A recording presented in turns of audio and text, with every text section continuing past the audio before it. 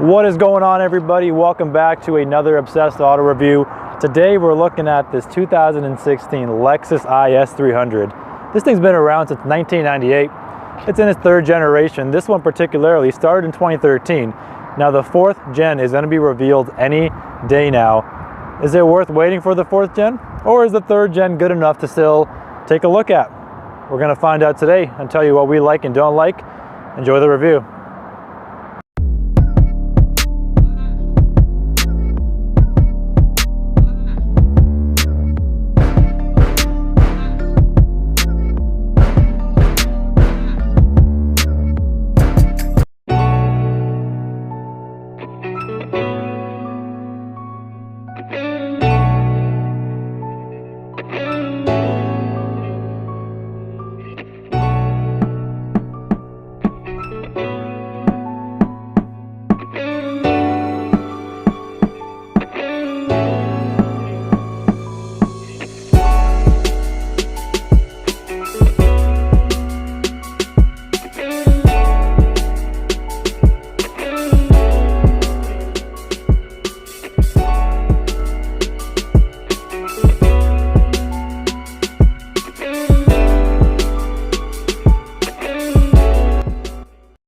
Thank you to Honda West for giving us access to this Lexus IS. Link in the description below for those of you that are interested in buying it. Enjoy. All right, so let's start off with the front end. Like usual, I try to make these reviews educational. If I was watching a review, what I would want to see is how I try to do reviews for you guys. So hopefully you enjoy them. If you do, leave a thumbs up. If you don't, we'll eventually make one that you like, so keep on hanging tight. All right, so starting off with the front end. You know, when this car came out in 2013, I thought it was really beautiful. I still do. Back in 2013, it was pretty unique. Nothing really looked like it. The competition of this vehicle, like the Mercedes C-Class, the Audi A4, the BMW 3 Series, they looked fairly less sharp until this thing came along. Lexus put them on blast, and now they had to get their designs teams running.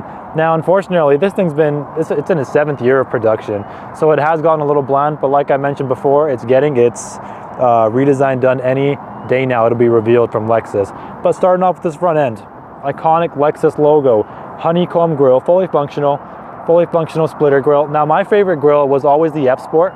It had a massive, just one-piece honeycomb grille, and for this car, it looked fantastic, right?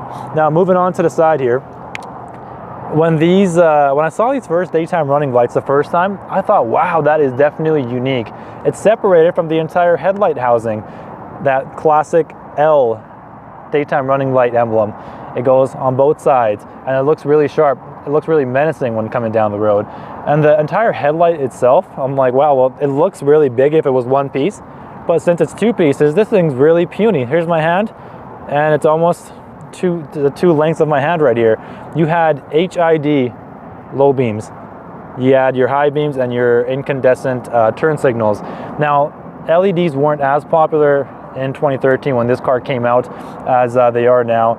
Back in the day, the primary premium headlight design was always HID, high intensity discharge lights. Now, moving down to the lower portion of the front end here, you had well-equipped fog lights, looked really nice. Look at this. I can shove my whole hand in through there. It can get lost. This is all functional air curtain, and also a functional side curtain that goes allowing this air to flow right through the vehicle for its aerodynamical purposes. Now let's take a look at the wheel and side view and see what we got. All right, guys, let's move on to the wheels here. Even the base wheels that the IS300 came with, as you can see, they're fairly attractive.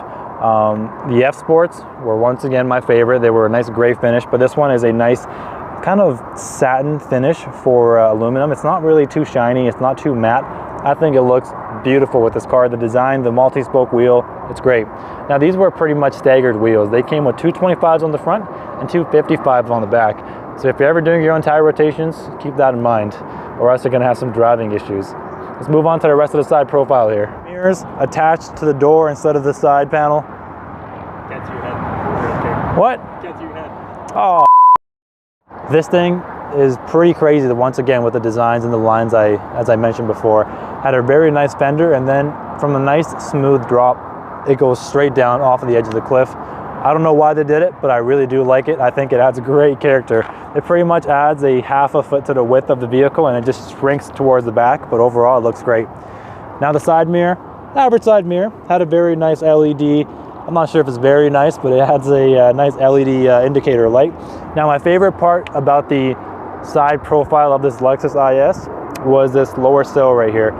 As you can see, it comes down fairly flush and normal, and then starts protruding out a little bit here. Keeps coming out, and it just angles upwards. I think they did a great job in the design language for this vehicle. Lexuses, they're usually great made vehicles and reliable.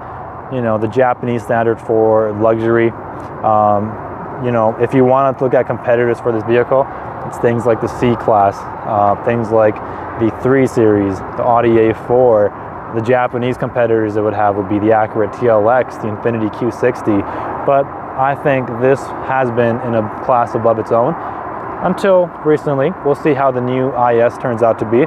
We just recently saw the release of the TLX. Maybe Lexus has got some competition, but how about we move on to the rear end here and see what we got. All right guys, back onto the rear end. My second favorite part, the first being the front end. Now, really simple back end. I've mentioned this before, I've always loved a clean tailgate. Simple Lexus logo, model name with a little all-wheel drive badge, and that's all you need. Other than that, the taillights for this one, they came with a LED combination taillight. It had LED running lights, LED brake lights, incandescent turn signals, and reverse lights. You can always swap them out. The newer ones did come with reverse LEDs, but it is what it is. And talking about the rear end itself, how about this really nice color? It's like a steel metallic looking color, and it's very unique. I haven't seen it on any other vehicle other than the Lexuses. Now this one came with a dual active exhaust. They're not fake, they're real. Talking about the exhaust, how about we turn on this vehicle and see how it sounds like.